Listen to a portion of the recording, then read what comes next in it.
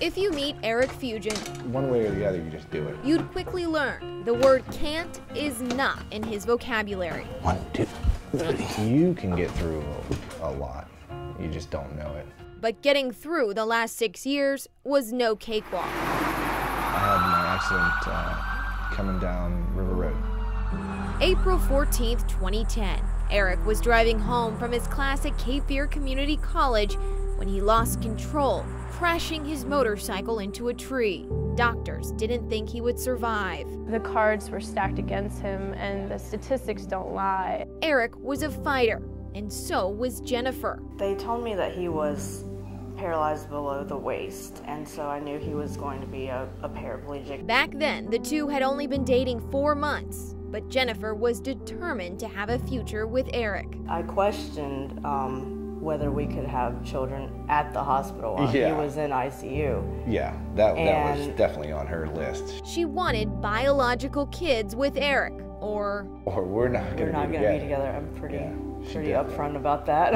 But they soon learned conceiving when paralyzed below the waist is an enormous task. Things function, but without the feeling, you don't have an ejaculation, so to say. For 2 long years, they researched their options together, trying seemingly everything, including in vitro fertilization, with a price tag of $12,000. Once again, statistics were stacked against them. When I go back to those times, it just reminds me of how hard it was, and maybe this won't happen for us. They were desperate.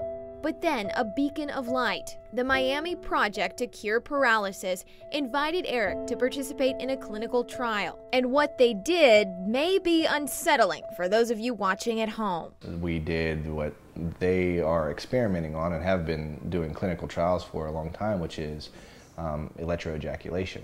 It's a method borrowed from animal husbandry or breeding farm animals. It uses electricity to shock your prostate. If it sounds like a mad science experiment, that's because it was. It's going to be hard to wrap your head around that, because for us it is normal. We talk about it like it's science, like it's a science project. Science. And the Miami Project worked.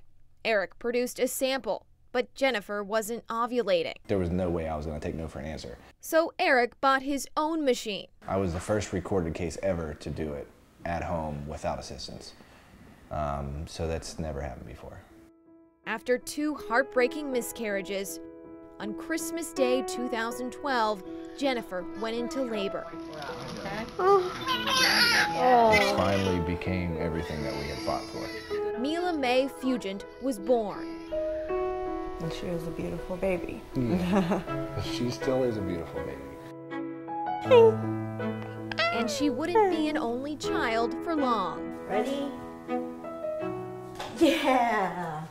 Okay, here we go. 2 years later, her brother, Wolfgang Tiberius Fugent, came into the world. Perseverance will get you through the tunnel. A once impossible dream, now a reality. I think we were just determined to find a way.